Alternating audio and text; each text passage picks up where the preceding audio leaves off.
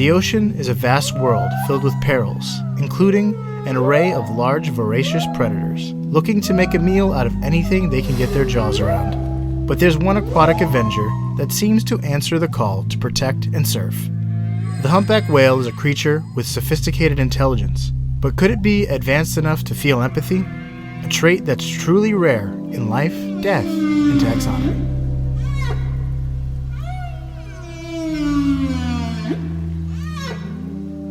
Welcome back to Life, Death, and Taxonomy. 30 minutes of interesting animal info. That's all yours. And by you, I mean the listener.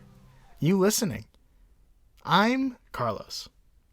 And I'm apparently Joe. No, I'm Joe. Did you have more? That's right. There's our first humpback whale reference of the topical humpback whale reference of the show. Yes, and today we better get a move on because we have a lot of whale to cover and very little time to do it. I'm Carlos. I didn't even say that. Whale coverings don't knit themselves. I'm sorry I interrupted you in the middle of that just glorious display. It was a ludicrous display. All right, let's hear some things about some humpback whale. All right. The humpback whale. Let me just point out that the mammals that I'm doing are getting bigger. Yeah, you've been on a mammal streak. Yeah. You've released your inhibitions. Feel the streak on my skin? What? Ooh. No, I don't like that. No, neither do I. Don't say that again. Let's keep going. All right, so the humpback whale, a.k.a. the big-boned, baleful baleen. This is one I'm not very proud of. Quasi-hippo instead of Quasimodo. Ooh, remember that. But we're going to talk about why hippo makes sense, almost hippo. And then the one I am particularly proud of, a singing cetacean sensation. Because they have a song in their heart, their giant, giant heart. That was good. That was a good one. That was very good. All right, so it's a kingdom we all know and love. You've heard it before. Mm-hmm. If I've said it once, I've said it 1,000 times. Anomalia. The phylum is Chordata. This thing has a very big spine. Yeah. The biggest spine so far. Yeah. Class is Mammalia. These guys are mammals, not fish. Jonah spent the 3 nights in the belly of a fish, it says. Yeah, not a whale. Not a whale. Unless they didn't know that a whale wasn't a fish back then. No, I think they probably were like, that tail is definitely not up and down. I mean, it is up and down. Yeah, That's a fish. If it is up and down, then it's a fish.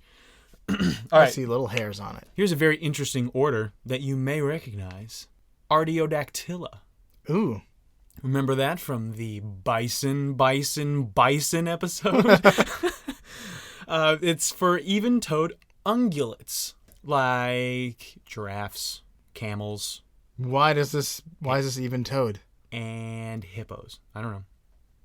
It doesn't seem to have any toes. I don't know. It's just on its taxonomical branching path. It comes from this order of the phoenix mammals. Oh. No phoenixes. Different order, different class.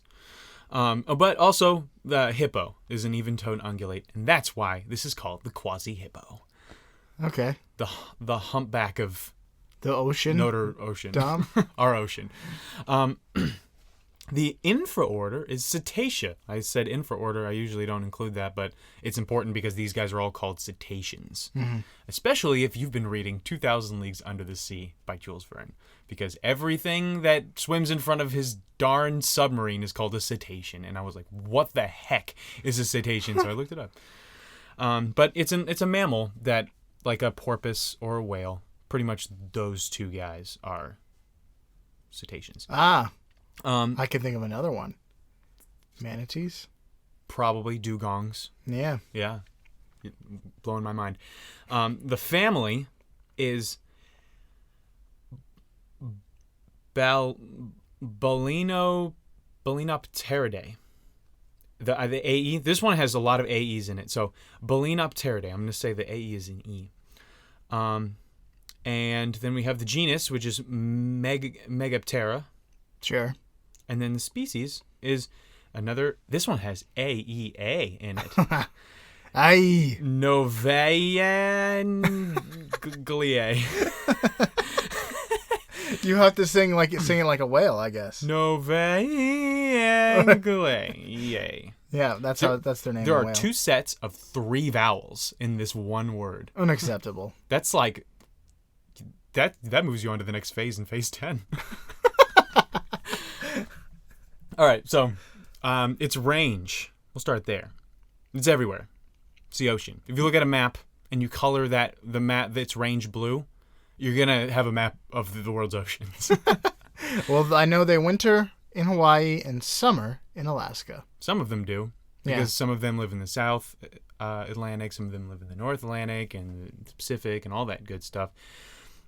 But, and they won't tell you this, but if you play the song by the Italian composer O Torino Respighi's Pines of Rome loudly enough, you might even spot a pod of humpbacks flying toward a heavenly kingdom, like in Fantasia 2000. I was like, what are you talking about? Join me on this this feat of mental gymnastics. Perfect 10. Like I would give to those whales that were all flying. I would use the Gods Enter into Valhalla. That would be a good song for that. But they used the Pines of Rome. All Who right. am I to judge? It was 2000. I was 8. All right. So humpback whales are in a group of baleen whales known as rorquals. Mickey Rorquals? Ricky Rorquals. Which is weird because it's a group of baleen whales, but there are 9 extant species of baleen whales, and this makes up 6 of them. So I guess there's like maybe 2 or 3 groups of baleen whales. This is like a huge group of them, including the blue whale, the fin whale, the sei whale, the mink whale, and bride's whales. BRYDES. Say, whale. What you got? What you getting up to over there, whale? It's one of their names. You said it. Oh, say. I thought you were riffing on the brides thing, like the Bride of Frankenstein. So now that we know what group of baleen whales they're in, I guess there's no avoiding it. Uh-oh. I guess we have to talk about how big these boys are. You mean it's the listeners' favorite part of the You show? can say that every time.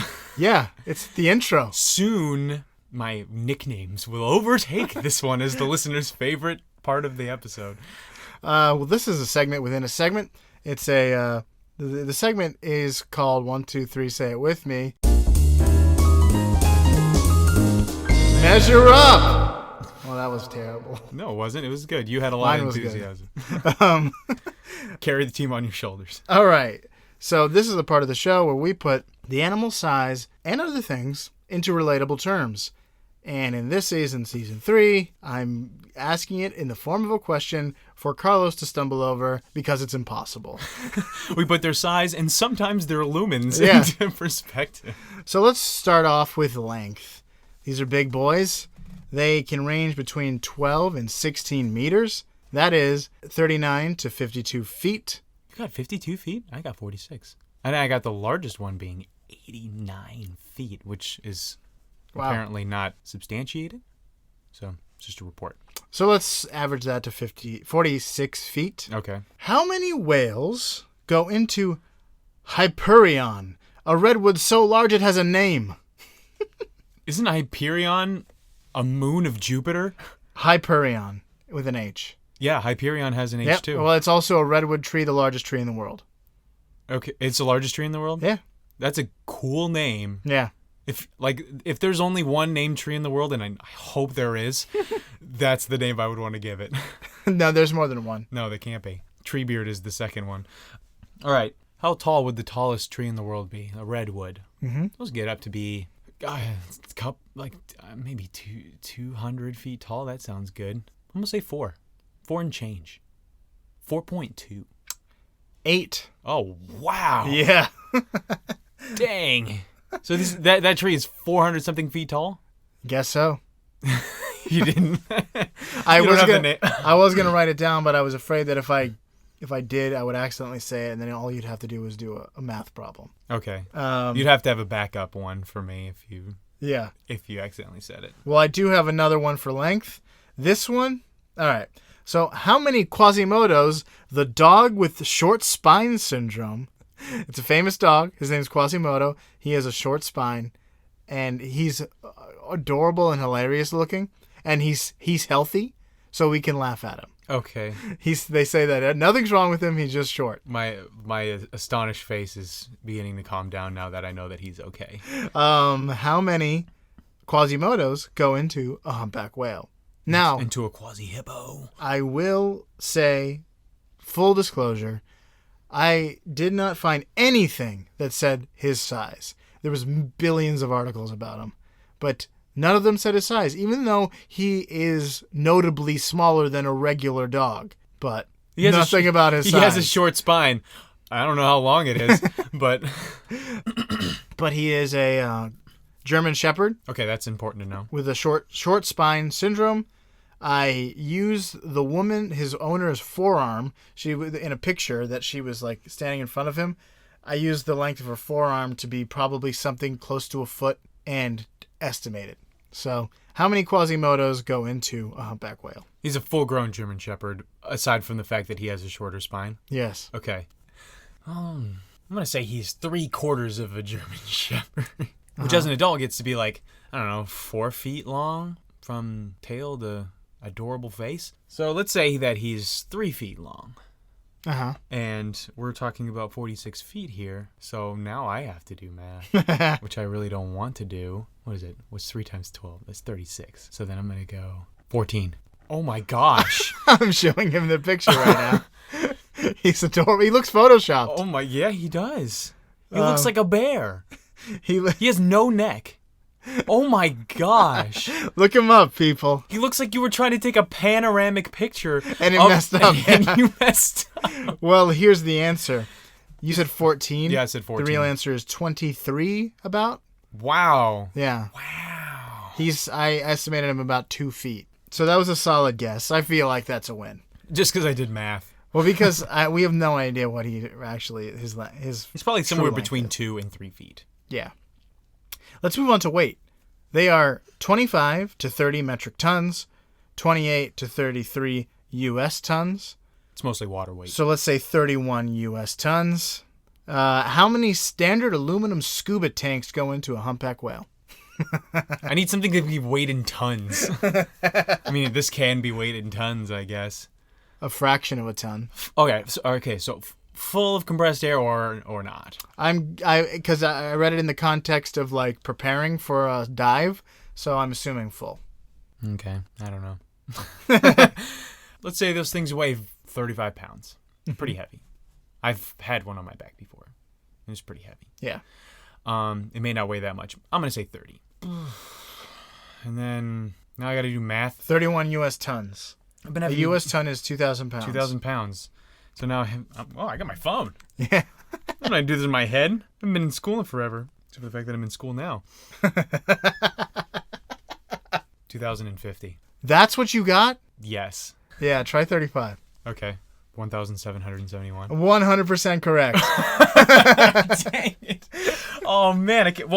I give myself credit for having, like, my first guess being spot on how heavy those things are. Yeah, you should have stuck with it, dag. But pretty good round. When something's a backpack, it doesn't feel as heavy as it would be if you were holding it. Like our 50-pound packs in the Appalachian Trail. Didn't feel like 50 pounds. They did after 3 days. Yeah, being lost. But that's all I got. That was a pretty good round. It was better than the lumens or whatever. I was way off on both of those last time. All right, so the humpback whale has an average lifespan of huge range, apparently, between 45 and 100 years. 100 years? Who knew they lived that long? Is it 45 and... Are there even whales in captivity? They seem too big to be in captivity. I know they have a blue whale somewhere. That's a huge whale. I don't think it's in a place... No, not a blue whale. A whale shark. That's way smaller. They have 3 whale sharks in the Atlanta aquarium, and it's awesome. But they are way smaller. I think they're like 20 feet long or something like that, instead of blue whales, which are like 90-something feet long. The largest animal on the earth. Yeah. conceivably the largest animal that ever lived. But more on that some other time. So these guys are long-lived. And let's talk about their behavior. Let's do it. A couple of their most distinctive traits. The first one being the fact that they like to jump. Same. I think there's a bank that uses that as their logo. Yeah, I think you're right. Prudential or something. Something boring. Yeah. Uses a breaching humpback whale as their logo. Something very cool. So there are lots of terms for this. Lunging, jumping, porpoising. Those all mean different things.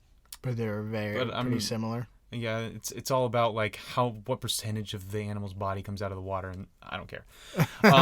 So it could be a sign of fitness, like, hey, look, ladies, look how much energy I'm free to expend. But it also could be like stunning a bunch of fish before swallowing them. They're not really sure. The other thing is lobtailing, which is taking up their giant tail, which is called a fluke. It's fluked. That's what the word is for, like the split tail. Yeah. And then slapping it down in the water, which could do the same exact thing as breaching. They're still not sure. Because the social life of a humpback whale is complex. Yes. And they also do the same thing with their dorsal fins. They'll just kind of slap the water. You mean their pectoral fins? Pectoral fins is what I meant to say. Dorsal fin is real small. So also spy hopping, which is my favorite one. My favorite humpback idiosyncrasy. It's just bobbing up and down like a big blubbery bottle. So that they keep their eyes above the water and they can look at stuff like boats and seals and whatever. Like watching TV. Orcas do it all the time. It's like you dunking your head underwater to see what's there. They just do it opposite into the air. And they keep themselves like straight up and down and just kind of use their pectoral fins to stabilize themselves.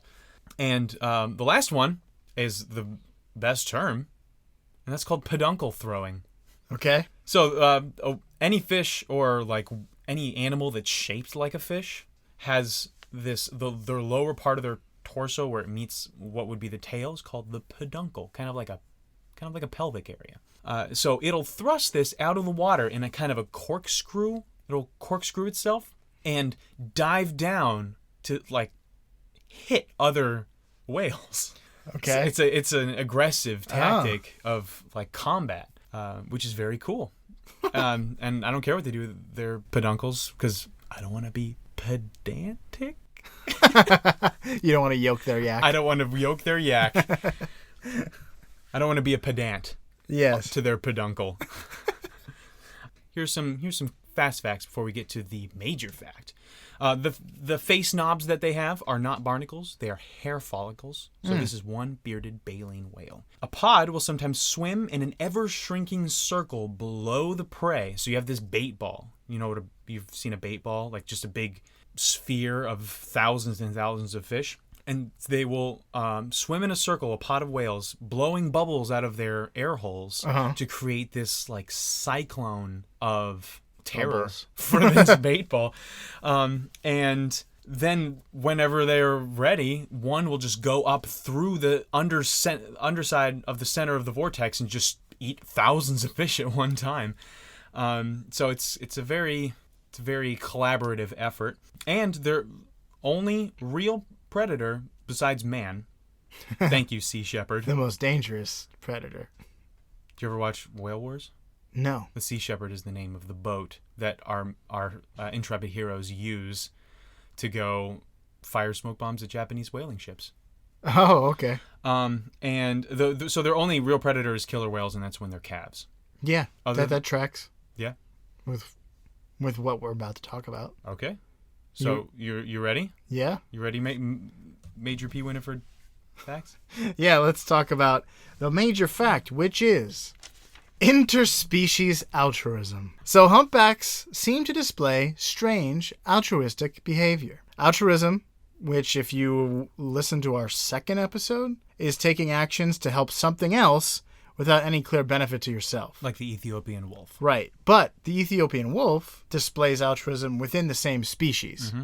So the one wolf will forego mating and having a litter of their own to help raise the pups of the alpha female for at least a short amount of time. But the humpbacks seem to help members of their own species and other species. So humpbacks are large enough not to be bothered by most ocean predators, like orcas and sharks.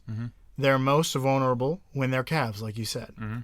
They have adapted to rush to the aid of calves that are in distress. So if there's a pod and there's a calf that's being attacked by orcas or what have you, then the pod will swarm to the aid of that calf. Okay. This helps them rear children and avoid, losing offspring. So what they'll do is they'll swipe at predators with powerful flukes and pectoral fins, or ram them. And when you've got that much power and heft behind any hit, it's going to do some damage. So they'll also, when they are rushing to the aid of these calves, they'll put the calf underneath their pectoral fin or lift them out of the water with their heads. Whoa. Yeah. That's got to be pretty crazy to see. Yeah. So they've also been observed doing this with calves of other species, seals, sunfish, and even people. Huh. Perhaps. So here's 2 examples of this in real life. In May 2012, a pod of killer whales were preying upon a gray whale and her calf. You mentioned gray whales, they're in the same order. Near Monterey Bay, California. 2 humpbacks arrived on the scene, but the orca pod was overwhelming. The calf died and things escalated. The 2 humpbacks were joined by 14 more whales, who were bound and determined to prevent the orcas from eating the calf and harming the mother. Huh. The battle raged for more than 6 hours. During that time, a huge swarm of krill entered the area, but the whales didn't care. That's their favorite food. That's like a swarm of ice cream cones.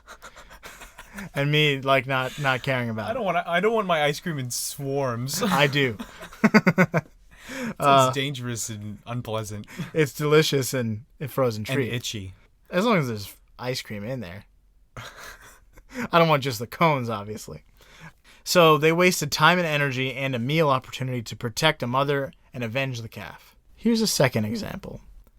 Off the coast of the Cook Islands, biologist Nan Hauser was swimming into the encounter of a lifetime. These are stories that I'm just... You're going straight into the Attenborough? Yeah. Just spice it up. I haven't done the Attenborough in a while. A 25-ton humpback whale swam up to her and seemed to persistently bump into her. He tried to tuck her under his pectoral fin. He lifted her out of the water on his belly and head. Sound familiar? In the heat of the moment, Hauser was sure she was a goner. All it would take was one foul swipe from a fin or a ram or something, and her bones would be crushed, organs ruptured, or drowned. Mm-hmm. So the encounter lasted 10 minutes before she made it back to her boat, where she found out that a 15-foot tiger shark was just on the other side of the whale. What? Yeah. See, I had seen this video, but I did not know that. Yeah. So she's convinced that the whale saved her life. And one must wonder why. So we do not know for certain, but there are several possible explanations. One is that calf protecting is an instinct and it just kind of bleeds over into other things. So they're adapted to protecting calves, and that instinct kicks in with other species as well. Mm-hmm. Or maybe it's practice or something of protecting a calf. Except a human is much smaller than a calf. Yeah. They have sophisticated whale songs, and they recognize them, and I think you have something about that. Yes, I do. The song of Baleen Streisand.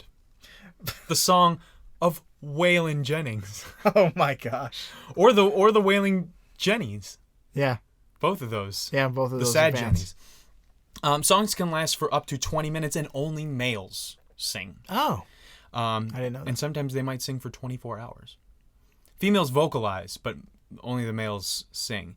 And no one knows for sure how they make these sounds because they don't exhale to make the sounds. There's like a larynx device, not device, but like structure. Machine. Yeah. Each one is born with a little tape recorder. But yeah, so they travel through the water really far. And at first they thought the song was for the same reasons that humans sing, for mating. Okay. But usually the only ones to respond are greasy males looking to sign a record deal. Greasy.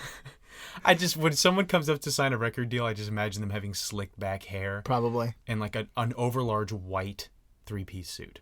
Yes. So the song of the humpback whale is specific to the region. So all of the whales in the North Atlantic sing the same exact song. Interesting. It's kind of like lightning bugs. Yeah, but it's like all of them within these Ocean. millions of square miles, they sing the same song, and then the ones in the South Atlantic will sing a different song, and it changes over the generations, never repeating itself. So that's what I have on Song of the South. The South Wales. South Wales. New South Wales. Oh, this is perfect. How did I think of whales? So, as per the cat protecting instinct theory, they will hear orca songs, and especially specifically attack songs, calls. The drums of war. Yes. So they'll hear the orca's drums of war and respond to it, no matter what it is, just in case it's a baby. And then once they get there, no matter what, the instinct kicks in, and that's why they save these different creatures. Man. So here's a second theory: to deter predators from an area. So if they stop orcas and sharks from feeding in a given area, it'll drive them off, potentially protecting their own young. Okay. Because in that first story, the creature died and they still protected it. Here's another one that I find very interesting. Some believe that the whales have personal vendettas, and that's why they do this. Ooh, I like So that. many whales have scars from predatory attacks from their youths, mostly by sharks and orcas. Some guess that the whales respond to the sounds of distress or attack to save other creatures just to stick it to these predators, or as an emotional response to like remembering that experience of their own. It's like, oh, that orca, that's Gary. And he is a big fat jerk. No, it's more like, you're an orca? I hate orcas. Okay, so they're racists. They don't have good memories. They're just racist. So here's the third one, and the one that Hauser holds to. That this is an example of true altruism and empathy. So whales are capable of fairly complex emotions. Perhaps they empathize with the plight of smaller prey species. However, many researchers find this hard to accept because altruism is so rare, and true empathetic altruism is almost non-existent except for in humans. Mm-hmm. Even then, it's non-existent almost. So the truth is that we may never know. Animal motivation is easy to anthropomorphize, and it involves a lot of guesswork. So like your cat rubs against your leg and you think it's because it's happy that you're home, but in reality it's just rubbing its facial scent glands on your leg to mark you as territory. That's just one example of how we can like read into an animal's behaviors. I always feel so used when that happens. Like I'm somebody's property. Just kick it. Don't kick it, be nice to animals. Be nice to animals. That's all I got. That's all you got? Interessante. I was actually remembering a video where a humpback whale was next to this snorkeling lady and just turned and left, and its tail hit her leg and shattered her leg. My gosh. And it looked so graceful and benign that it just brushed up against her, but you have this thing that weighs, like just its tail weighs thousands of pounds. Yeah. And it moving at 10 miles an hour will break your leg. Yeah. So that's pretty crazy. So that's all we got on the humpback whale. So throw your peduncle, sing a song, and remember that beauty isn't fin deep like this frumpy dolphin in Life, Death, and Taxonomy.